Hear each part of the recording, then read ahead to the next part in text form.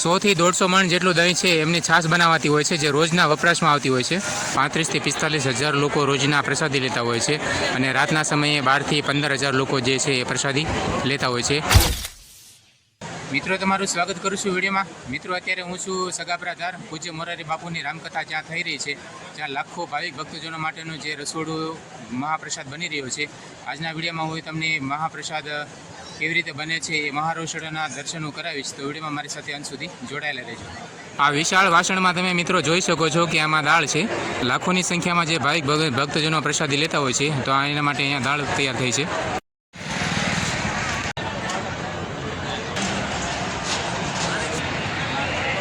લાખોની સંખ્યામાં જે ભાવિક ભક્તજનો પ્રસાદી લેતા હોય છે મિત્રો, એમના માટે અહીંયા પ્રસાદીમાં શાક તૈયાર થઈ રહ્યું છે. અહીંયા મગનું શાક તૈયાર થયું છે. આની અંદર ચૂરમાના લાડુ છે. અહીંયા મિત્રો મોહનથાળ અને ગુંદી છે. દર્શક મિત્રો, અત્યારે આપણે ભંડાર રૂમમાં આવ્યા છીએ, જ્યાં લાખોની સંખ્યામાં ભાવિક ભક્તજનો પ્રસાદી લેતા હોય છે. તો આ સ્ટોરેજ વિભાગ છે. આપણે અંદાજે આશરે પૂજ્ય મોરારી બાપુની રામકથામાં રોજનું અંદાજિત કેટલા ભાવિક ભક્તજનો છે એ પ્રસાદ લેતા હોય છે? બરાબર છે. 3 લાખનું રસોડું પૂરું, 3 લાખ માણસ સમજી ગયો આપણે રસોડાની અંદર પૂરેપૂરું 3 લાખ ઉપર આંકડો જાય, નીચે અને સાસે દૂધ લાવીને મેળવીને અને સાસ બનાવવાની, એ લોકોને સાસ પાવાની. ફ્રીમાં રસ, તરબૂચ, કેરીનો રસ રોજે અને સાંજે 12,000 માણસો. સાંજે 12,000 ખીચડી, કઢી, રોટલી, ચા, દાળ ભાત જે હોય તે. બરાબર. રોજના જમવામાં મેનુમાં અલગ અલગ વસ્તુ હોય છે. હા, કાયમિક ને અલગ અલગ વસ્તુ હોય. ચોખા ઘીમાં બધી વસ્તુ, ચોખા ઘીમાં બનાવવાની 2 શાક હોય, કાયમિક રોટલી હોય, દાળ ભાત હોય, કઠોળ ફરજિયાત, એક કઠોળ, એક લીલોતરી. લાખોની સંખ્યામાં ભાઈ ભક્તજનો મિત્રો આ છે 9 થી 10 દિવસ માટે જે પ્રસાદી લેતા હોય છે, એ આ તમામ વ્યક્તિઓના આભારી છે. એક એક વ્યક્તિના લીધે મિત્રો આ જે મહામેળો છે, અહીંયા લાખોની કરોડોની સંખ્યામાં જે અહીંયા દર્શનાર્થીઓ ભક્તજનો જે ઉમટતા હોય છે, આ તમામ એક એક વ્યક્તિના કારણે મિત્રો આ જે મહાપ્રસંગ છે એ આપણો ભવ્યતાથી ઉજવાતો હોય છે. મિત્રો, તમે અહીંયા જે જોઈ રહ્યા છો, આ જે સ્ટોરેજ વિભાગમાં આપણે બેસન છે, ચણાનો લોટ છે, આ રીતે ઘઉંનો લોટ છે, અહીંયા તેલ ઘીના ડબ્બાઓ છે અને રસોઈ બનાવવા માટે જે જરૂરીમાં અહીંયા ગેસની બોટલો છે. આની અંદર ખાંડ છે. આ બોરીઓ મિત્રો આની અંદર ચોખા ભરેલા છે. આની અંદર તુવેર દાળ છે. દર્શક મિત્રો, અત્યારે આપણે જે જોઈ રહ્યા છીએ આ મહાપ્રસાદ રસોડા વિભાગ છે. તમામ પ્રકારનું આ જે કાચું છે સીધું છે, અહીંયાથી તમામ પ્રકારનું કાચું સીધું રસોડા વિભાગમાં જતું હોય છે અને જ્યાંથી લાખોની સંખ્યામાં ભાવિક ભક્તજનો માટે મહાપ્રસાદ તૈયાર થતો હોય છે. તો અહીંયા રસોડામાં જે પણ વસ્તુ વપરાતી હોય છે, દાળ, તેલ, મરચું, લોટ, એ તમામ વસ્તુ, ઘી વગેરે વસ્તુ જે અહીંથી જ્યોતિકારકથી વસ્તુ રસોઈમાં વપરાતી હોય છે. આપણે જે જોઈ રહ્યા છીએ આ સ્ટોરેજ વિભાગ છે. કોઈ વસ્તુની અહીંયા બધી ઘટ નથી પડી અને બધું મોરારી બાપુની દયાને, બાપુ વિજયગીરી બાપાની દયાથી તમામ વસ્તુ અને અમે તમામ સેવક સમુદાય, જય ભોળાનાથ, જય જડેશ્વર મહાદેવ, બોલો વિજયગીરી બાપાની. રાતે 1-1.5 વાગ્યા સુધી રસોડું ચાલુ હોય છે. સવારે 10 વાગ્યે અમે જે નાસ્તો શકેલવી એટલે 10:30 ભાણું પાડી દઈએ છીએ અને ભાણું પડ્યા પછી 3-4 વાગ્યા સુધી રસોડું ચાલે છે, જમણવાર. અને 3-4 વાગ્યે અમે શકેલવી એટલે 6 વાગ્યે પાછું ચાલુ કર્યું. એ રસોડું અમારું 1 વાગ્યા સુધી ચાલુ રહેશે. જય ભોળાનાથ. મિત્રો, અત્યારે આપણે રસોડા વિભાગમાં છીએ, જ્યાં મિત્રો કહેવાય છે કે રોજના 35 થી 45 હજાર લોકો છે પ્રસાદી લેતા હોય છે. આવી રીતે સ્વયંસેવક ભાઈઓ જે છે એ ખડા પગે દિવસ રાત સેવા આપતા હોય છે. ત્યાં મિત્રો સાધુ સંતોને ગમછાની પહેરામણી કરી રહ્યા છે. આ લાંબી હાર તમે જોઈ રહ્યા છો મિત્રો, એ પ્રસાદ લેવા માટેની લાઈન છે. અહીંયા 35 થી 45 હજાર લોકો રોજના પ્રસાદી લેતા હોય છે અને રાતના સમયે 12 થી 15 હજાર લોકો જે છે એ પ્રસાદી લેતા હોય છે.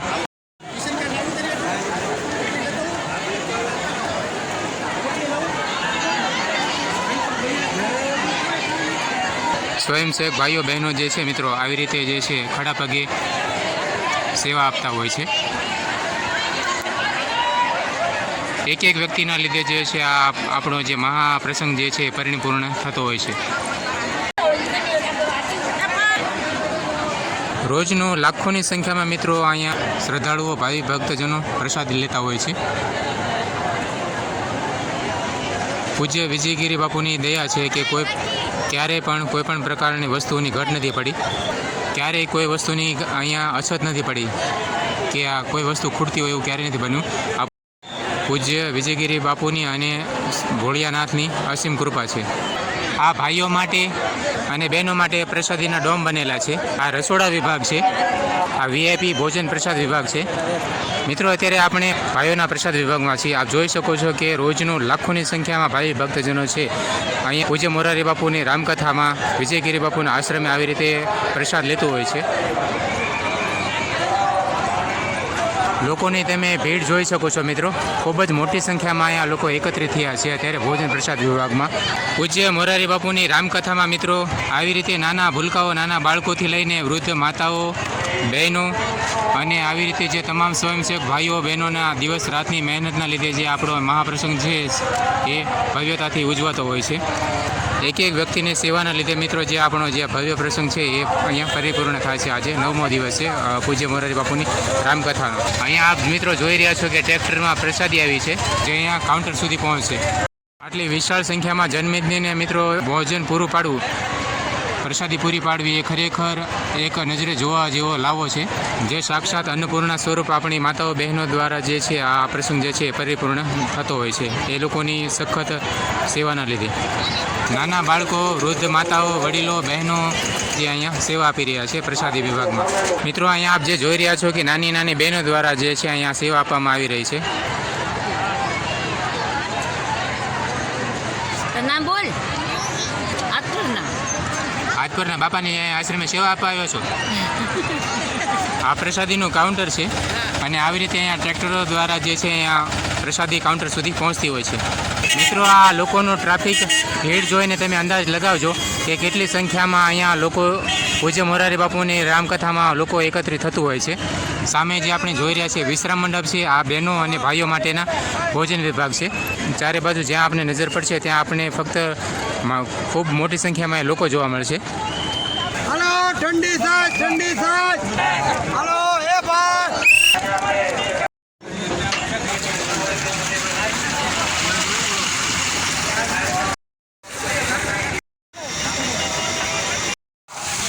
મિત્રો, અત્યારે હું છાશના સ્ટોલમાં છું. અહીંયા આપ જોઈ રહ્યા છો કે નિઃશુલ્ક ઠંડી છાશ પીવડાવવામાં આવી રહી છે ભાવિક ભક્તજનો, શ્રદ્ધાળુઓને. અત્યારે ગરમીમાં ઠંડી છાશ પીવડાવીને સેવા આપી રહ્યા છે. 100 થી 150 મણ જેટલું દહીં છે એમની છાશ બનાવાતી હોય છે જે રોજના વપરાશમાં આવતી હોય છે. લોકોને ફૂલ ઠંડી છાશ મળી રહે એ માટે અહીંયા 2 થી 3 ટેમ્પ બરફ ઉતારાતો હોય છે. આવી રીતે મોટા વાસણોમાં છાશ બનીને તૈયાર થઈ ગઈ છે. આમાં બરફ નાખેલો છે. આ રીતે ખૂબ આગ્રહ કરીને પ્રેમપૂર્વક મિત્રો જે છાશની પ્રસાદી છે લોકોને આપતા હોય છે. ટાટી સાજ પીતા જાઓ મારા વાલા. ટાટી સાજ ઠંડી સાજ મારા વાલા.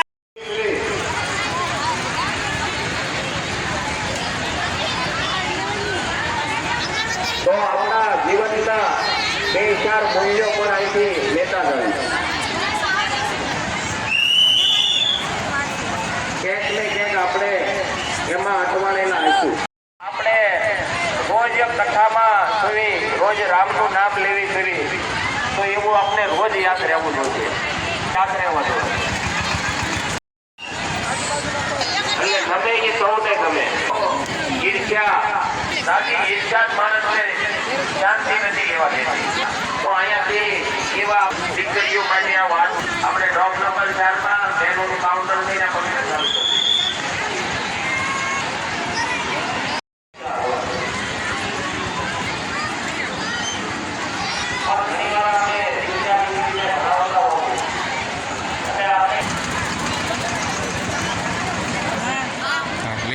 તમને તમારા માવતર માતા પિતા કઈ છૂટી આપે તો એનો ગેરલાભ ઉઠાવતા નહીં.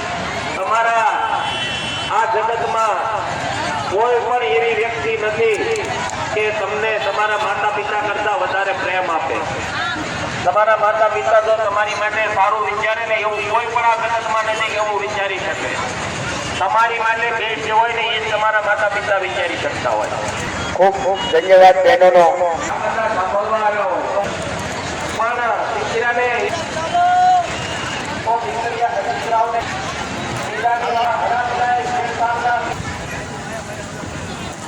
લીલ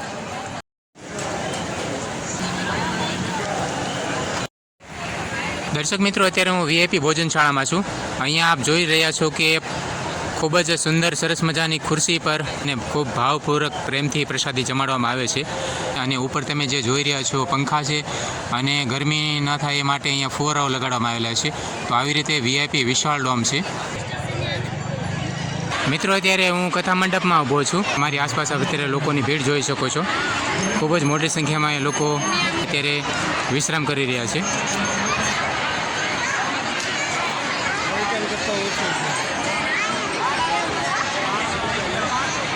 મિત્રો અહીંયા આપણે જોઈ રહ્યા છીએ પૂજ્ય મોરારી બાપુનું અહીંયા કથા વ્યાસપીઠ છે. અહીંયાથી આપણે પૂજ્ય મોરારી બાપુ રામકથાનું રસપાન કરાવી રહ્યા હતા.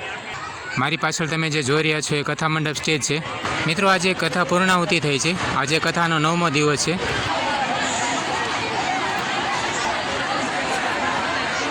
મિત્રો આ શેરડીના રસનો સ્ટોલ છે, જ્યાં લોકોને ફ્રીમાં શેરડીના રસની પ્રસાદી આપવામાં આવે છે.